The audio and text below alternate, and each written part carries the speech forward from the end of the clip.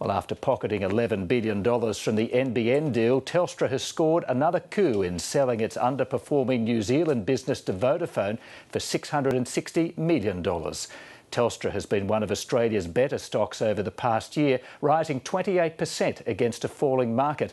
But there are signs the best of times could be over, as Neil Woolrich reports. A few years ago, Telstra Clear was saying hello world. At last, the isolation age is over and the world is at our doorstep. But now Telstra is saying goodbye New Zealand as it hangs up on its venture across the Tasman. They've been flagging for quite some time that they wanted to get out of New Zealand. It wasn't making a lot of money and, it was non-core, wasn't adding anything to the business, so no surprise that they sold out. Telstra Clear is New Zealand's second biggest phone company, but after a 10-year investment, Telstra is selling it to Vodafone for $660 million. I was surprised they could get someone to buy it, so to get $660 million for an asset that's clearly had some issues over the years, it's a great result. Market estimates across all the analysts on the street was between 3 and 4, I think 425 mil. This is well above that. It's a great multiple as well, so the multiple is nearly twice as much as what similar businesses are going for. It's a great result. For its part, Telstra is yet to spell out what it plans to do with its latest cash injection. What the company said is that unless they can find something sensible to invest in, they will return the cash to shareholders at some stage in the next couple of years. I think this year it's unlikely, but recently in the recent briefings the company said it's going to generate about $3 billion of excess cash over the next 3 years. The sale had no discernible impact on Telstra's share price today.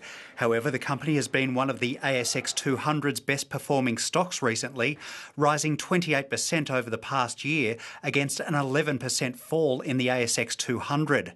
Ivor Rees says that's because investors have been seeking safety and certainty in these turbulent times. Telstra's had a very stable earnings profile. They haven't downgraded their earnings and the dividend's been maintained at 28 cents, so that 7.3% yield has been very attractive to investors looking for some safety. Telstra is a dividend play, it's an income play, it's effectively a long-dated perpetual corporate bond, deeply subordinate, just a high-yield play. That has been behaving, even though it's obviously an equity. Translation, Telstra's dividend is almost like a guaranteed interest payment. Despite the attractive dividend, many analysts now have a target price below Telstra's current level. It does look very fully valued around about these levels. Unless there's some new source of earnings growth, it'll be hard for the stock to perform, to go much higher than this. Effectively, it comes down to the defensive characteristic and nature of investors. They are chasing utilities, they are chasing infrastructure, and they're chasing something like Telstra even more than ever before. They're looking for that certainty of the dividend. The optimists say Telstra's shares, while fully priced at the moment, could still head above $4, something perhaps unthinkable last year when they were languishing around $2.60.